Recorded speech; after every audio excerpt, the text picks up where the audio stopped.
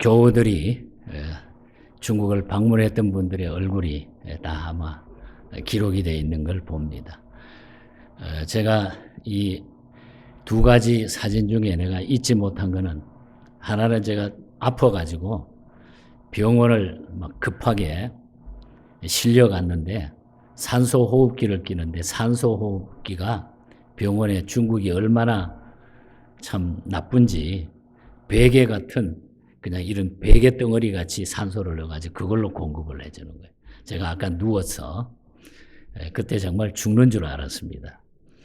그게 제일 기억에 남고, 또 아까 우리 세례식 하는데 제가 일부러 이 장면을 넣었는데, 조임보라고 하는 분인데 암으로 오늘 내일 하고 있는 그분이에요. 그런데 예수님을 영접하고 자기 세상 떠나기 전에 예수 믿고 가고 싶다 그래서 그 가정을, 한족입니다. 중국 사람입니다. 그 가정의 온 식구들이 그날 정말 다 믿음으로 예수를 영접하고 세례를 받았어요. 근데 이분이 금방 숨이 넘어가는데 누워가지고 세례를 부르는데 아멘, 아멘 받아들였는데, 그 후에 제가 미국으로 돌아온 후에 거의 7, 8개월을 건강하게 일어서가지고 나무도 하러 가고 산에, 기적적이었어요. 그래서 그분을 통해서 그 지역에 많은 사람들에게 영향력을 주었던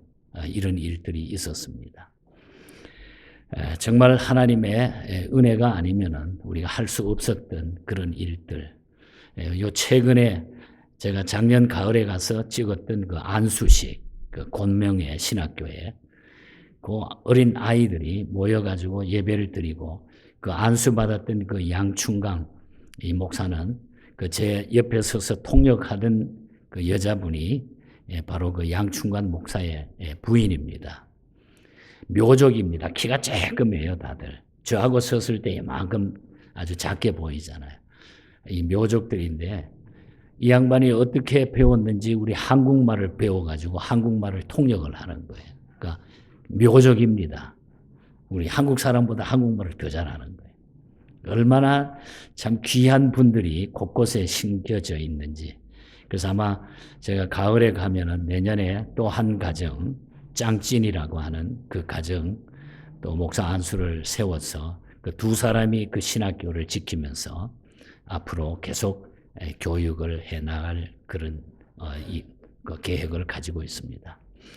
이번에도 한국에 나와서 안수를 받고 또 중국에 들어가서 우리 또 장로님을 세우는 이런 일들. 사실 지금 중국에 들어가서 뭐 외국 사람이 가서 모여서 뭐 한다, 이거는 생각도 못할 이런 일입니다.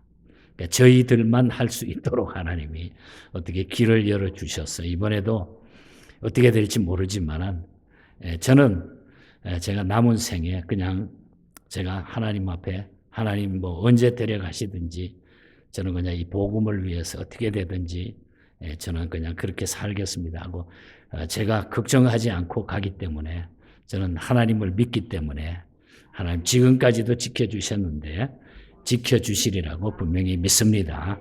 그래서 여러분들이 그저 기도로 지원해 주시고, 이번에도 개인적으로 교회로 선교 헌금을 하면서 여러분들이 함께 섬겨 주신 것 너무너무 참 감사하고, 우리 주님은 너무너무 아실 거예요. 지금까지 수년 동안 그렇게 하나님이 해오셨습니다. 부족하지 않도록. 너무너무 참 기적적인 일을 저는 경험하고 있습니다. 오늘 이 시간에 간단하게 말씀으로 다시 우리가 결론을 내리고 예배를 마치려고 하는데, 왜 우리가 선교해야 되느냐? 왜 선교해야 되느냐? 주님은 온 천하에 다니며 만민에게 복음을 전파하라고 마지막 명령을 하시고서 하나님 우편에 앉으셨습니다. 예수님이 이 땅에 떠나시면서 승천하시면서 마지막에 우리에게 부탁하신 메시지가 바로 이 말씀입니다. 복음 전파, 이것은 우리 주님의 최대의 뜻이고 간절한 부탁이고 소원인 것입니다. 그러므로 주님이 세우신 교회의 존재 목적이 바로 선교, 전도, 복음 전하는 데 있다는 것입니다. 주님으로부터 구원받은 성도들의 삶의 목적도 바로 이 선교에 있다는 거예요. 복음 전하는 데 있게. 그래서 교회도 하나님이 주셨다는 것입니다. 우리 성도님들 한 사람 한 사람은 삶의 현장에 하나님께서 선교사로 다 우리를 파송했다는 거죠. 그래서 우리는 이 땅 위의 모든 선교사의 사명을 감당하는 것입니다. 제가 91년도에 교회를 개척하고 92년도 여름에 중국을 들어갔어요. 그때만 해도 선교는 뒤에서 물질로 그냥 후원해 주는 것이 선교인 줄 알고 이게 아니다. 현장을 내가 한번 가봐야 되겠다. 그래서 92년도 여름에 제가 고등학교 학생 하나를 붙들고, 목사님 아들인데 이 친구를 붙들고, 그 당시에 중국이 열려 있지 않는 상태이기 때문에 서울에 가서 서울에서 홍콩에서 또 북경으로 이렇게 들어가야만 됐습니다. 바로 가는 비행기가 없었기 때문에.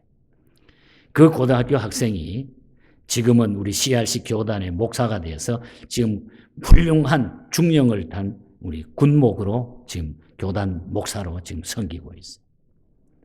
원우연 목사님 아들입니다. 그래서 그때에 중국에 들어가서 그 현장을 방문하고 그 순간에 하나님께서는 저에게 아주 큰 비전을 보여주시고 제 가슴에 지금도 그 뜨거운 열정은 그때나 지금이나 똑같아요. 중국의 많은 영혼들을 보여주시고 그때에 저도 모르게 무릎 꿇고 하나님 앞에 기도했던 그 눈물이 지금도 그대로 조금도 변함없이 제 가슴에 남아 있습니다. 그래서 우리는 이 땅 위에 하나님이 보내신 그 이유는 모두가 우리는 선교사라고 하는 것. 그래서 선교는 첫째로 하나님이 시작하셨다는 거예요.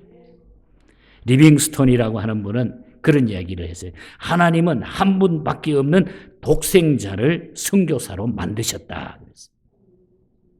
예수님은 최초의 선교사입니다.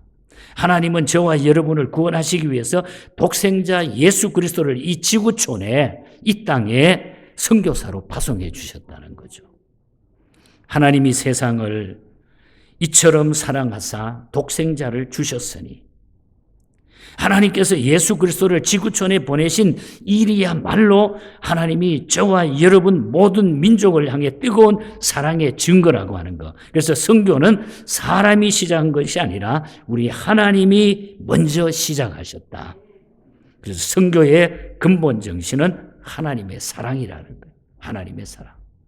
그래서 선교는 하나님이 시작하셨다. 그리고 두 번째는 선교는 예수 그리스도의 명령이라고 하는 겁니다. 예수님이 부활하신 후에 승천하시면서 두 가지 명령하셨는데 하나는 성령을 받으라 하는 것, 또 다른 하나는 복음을 땅끝까지 전하라고 하는 겁니다. 그러므로 너희는 가서 모든 족속으로 제자를 삼아. 마태복음 28장 19절. 그리고 너희는 온 천하에 다니며 만민에게 복음을 전파하라. 오늘 읽어드린 본문 마가복음 16장 15절. 그리고 사도행전 1장 8절 땅끝까지 이르러 내 증인이 되라 말씀하신 겁니다. 예수님은 부활하신 후에 40일 동안 이 땅에 계신 것은 자신의 부활을 제자들과 성도들에게 확신시켜주기 위할 뿐만 아니라 주의 부활을 땅끝까지 전하라고 하는 이 의미에서 우리 주님은 이 땅에 부활하신 후에 40일을 머무르 계셨던 것입니다. 마태복음 28장의 대위험이나 누가복음 24장의 선교의 명령이 바로 부활 후에 우리에게 주신 최고의 메시지라는 거죠. 중요한 내용은 우리가 예수님이 오심, 예수님의 죽으심, 주님이 다시 살아나심, 그리고 주님이 다시 오심을 전파하는 것. 선교는 사랑하는 자녀들에게 주신 가장 영광스러운 명령이요 축복의 사명이라. 그래서 예수님의 명령이 바로 선교다. 예수님의 명령이다. 그걸 누가 부인하리요, 여러분. 세 번째는 선교는 성령님의 최대의 사역입니다.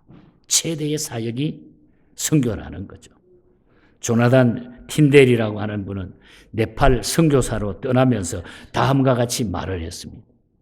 사실은 내가 가는 것이 아닙니다. 다만 예수 그리스도께서 가는 것이고 저는 그분의 옷자락을 붙잡고 그저 따라갈 뿐입니다. 그런 얘기를 했어요.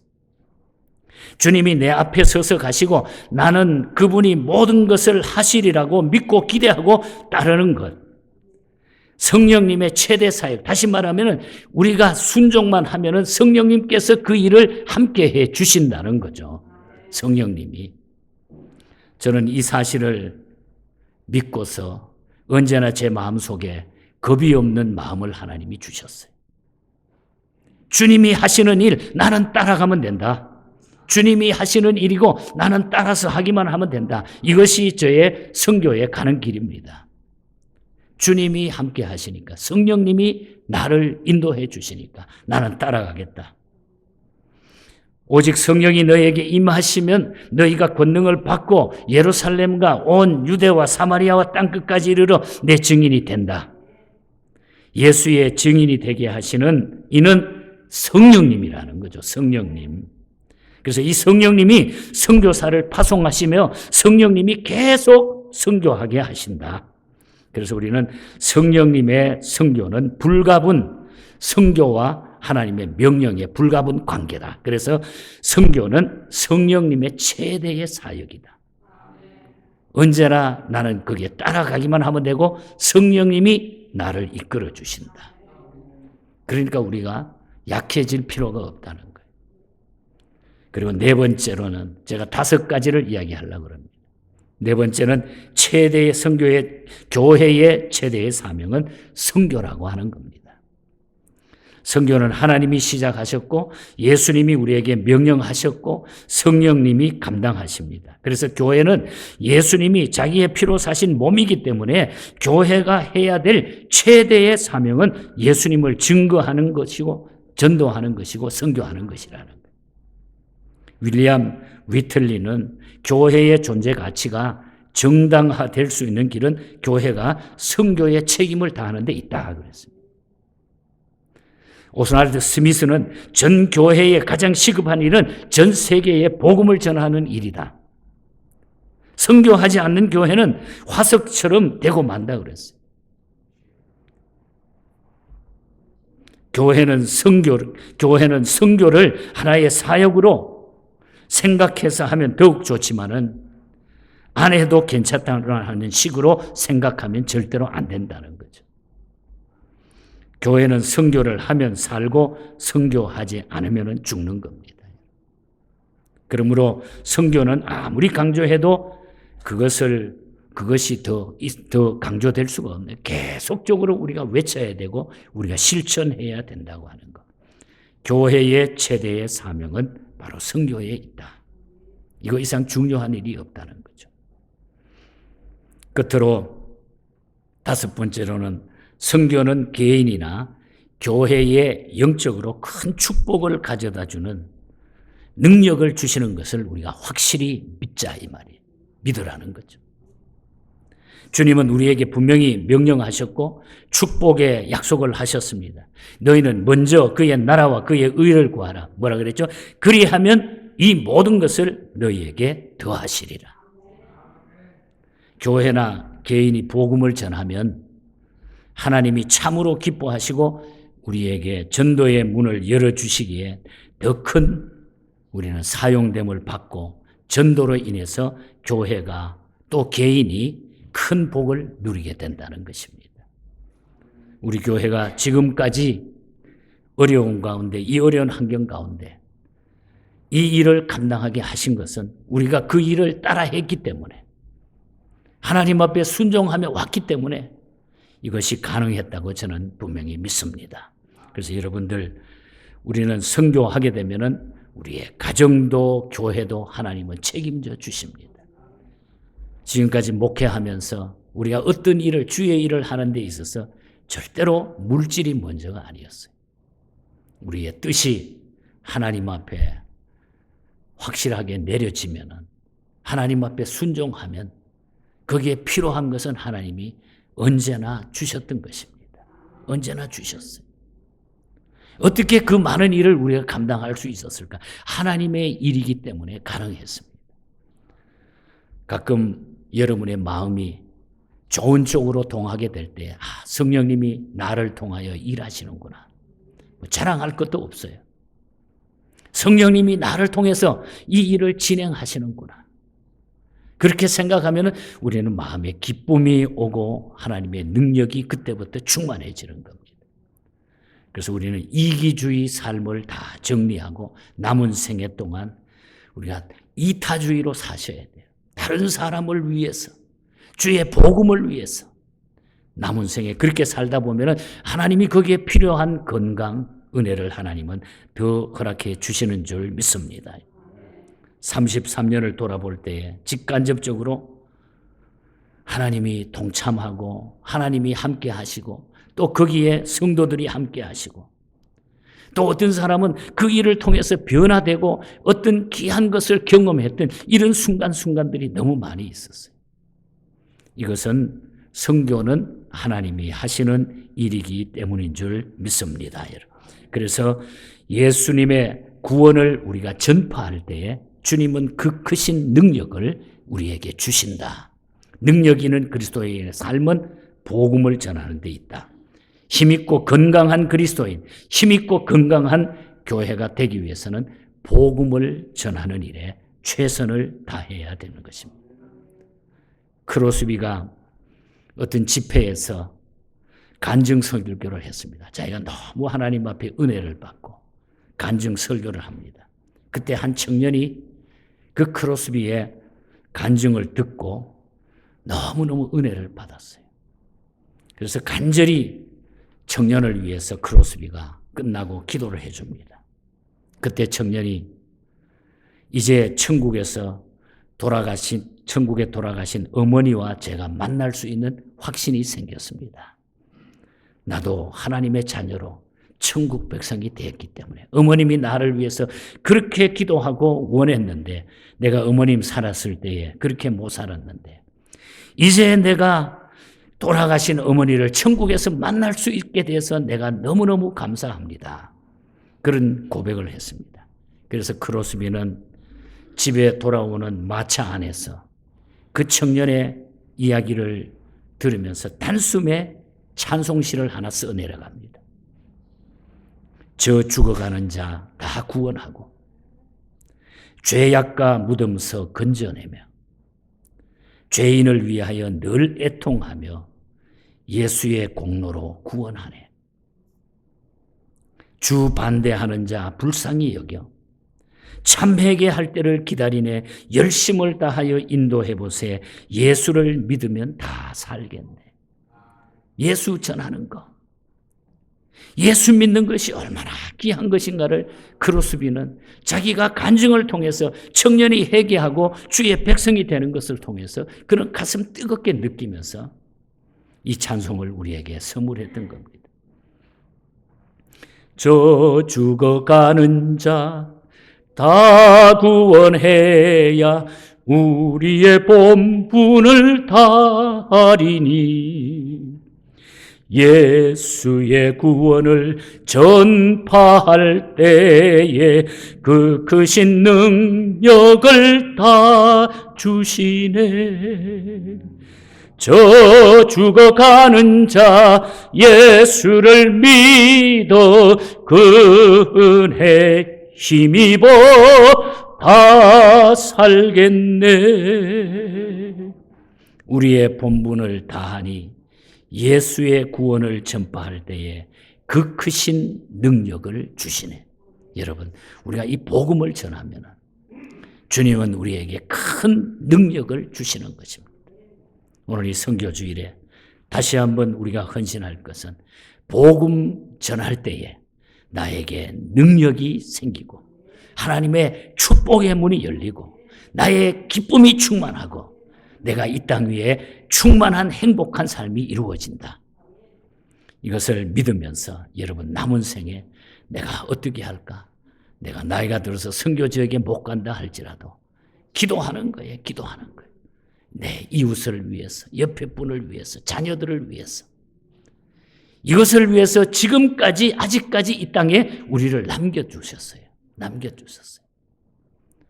하나님이 데려가야 되는데 하나님이 다시 이 땅 위에 지금까지 남겨두신 것은 그 이유가 있기 때문이다. 너 예수 믿어? 너 하나님의 자녀야? 그러니까 너 아직까지 이 일을 더 해야 돼. 남겨두시는 줄 믿습니다, 여러분. 저는 이 마음을 가지고 이번에도 선교 현장에 갈 것이고, 또 우리 한국 가면은 그동안 우리 선교팀들 다 모여가지고 다 연락을 했어요.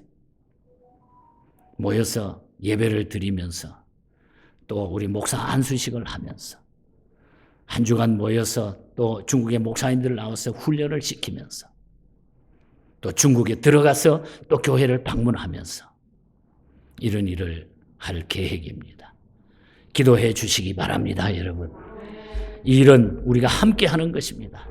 늘 우리 교회에 감사하고 우리 성도들 한 분 한 분에게 늘 감사합니다. 우리 몇 년 전에 정사명 장로님 아까 사진 나오잖아요. 가서 그냥 얼마나 멋지게 춤을 추고 노래를 해 주셨는데, 춘향전을 하고 오페라를 하고 막 가서 그냥 우리 이요한 집사님 가셔가지고 댄스를 가르치고 그냥 뮤직을 가르치고 복음을 전했던 그런 모습들. 많은 사람들이 그곳에 가서 피를 흘리고 땀을 흘리고 물질을 들이고 시간을 들였습니다. 여러분, 남은 생에 뭔가는 우리가 할 수 있는 일이 있습니다. 그 일을 열심히 하시다가 주님 기쁘게 해드리고 우리 천국에서 큰 상급 받는 우리 교회와 우리 모두가 될 수 있기를 주님 이름으로 간절히 축복합니다. 하나님 아버지,